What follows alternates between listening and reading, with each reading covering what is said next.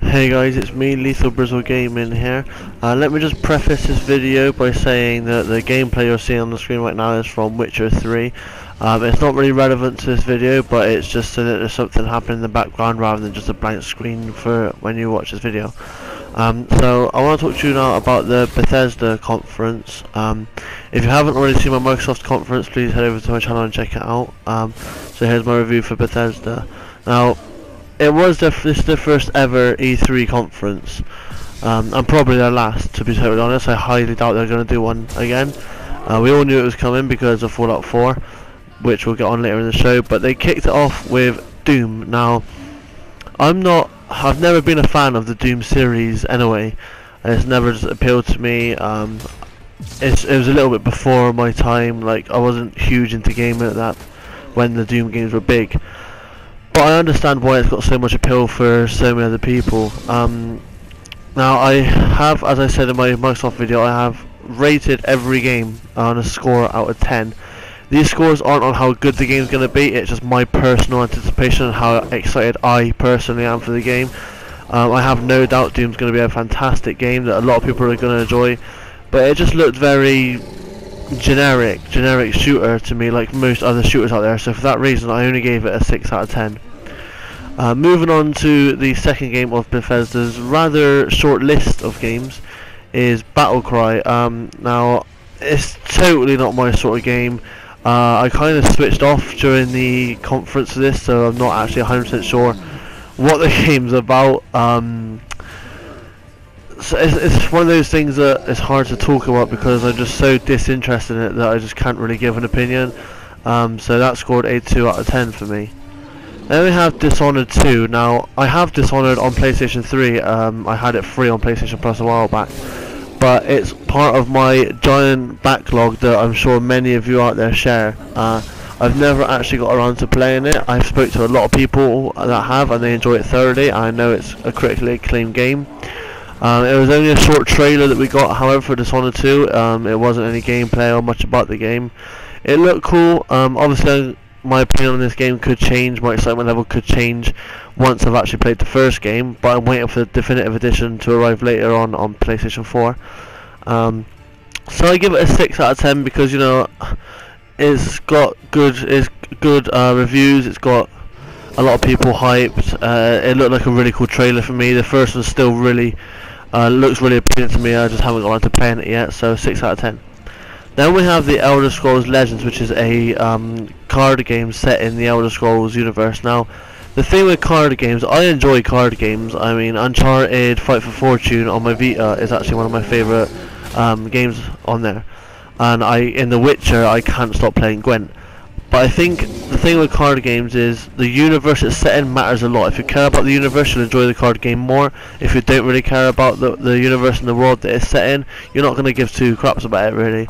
Or at least it takes something away from the game itself. Now, I'm not a big Elder Scrolls fan, which is surprising because I'm playing The Witcher, as you can see. I just never got into it. So as a result, this game doesn't really call out to me in the same way that Fight for Fortune does or something, you know. So I only give it a 3 out of 10. Now, I think I missed a game in the conference around about here. I don't know if it was just a lack of attention or the stream played up, I can't remember, but I've now reached the end of my list, which only has 5 games in it, and I'm almost sure Bethesda showed some like cool little things here and there, like only small things. But so now we've reached the big one, the whole reason Bethesda even had a conference this year, and that's Fallout 4. Now, believe it or not, I've never played a Fallout game before. I missed Fallout 3 on PlayStation 3. I'm not going to go back to it now because it's just too big and too time consuming when I have The Witcher and a huge backlog already, and I won't finish it by the time Fallout 4 comes out. But holy amazeballs, this game looks incredible. Like, I am so hyped for this game that I actually went yesterday, the 29th, yesterday I went into game and pre-ordered Fallout 4. I put a £10 deposit on because I wanted the bobblehead edition, because why not? And I'd never pre-ordered games. The last game I pre-ordered was actually Resistance 4 on Resistance 3, sorry. God, I wish it was Resistance 4. Resistance 3 on PlayStation 3. So it says a lot that this game has got me to pre-order, which is something I don't tend to do very often. The whole game just looks incredible. The whole open world aspects, I love that sort of thing in games. Bringing in the way where you can make your own you can create your own settlements. That just looks incredible. It's so many different game genres in one game. I mean, that brings like the whole like Sims, like God mode, strategy type game into it. Then you've got the RPG elements, the shooter elements.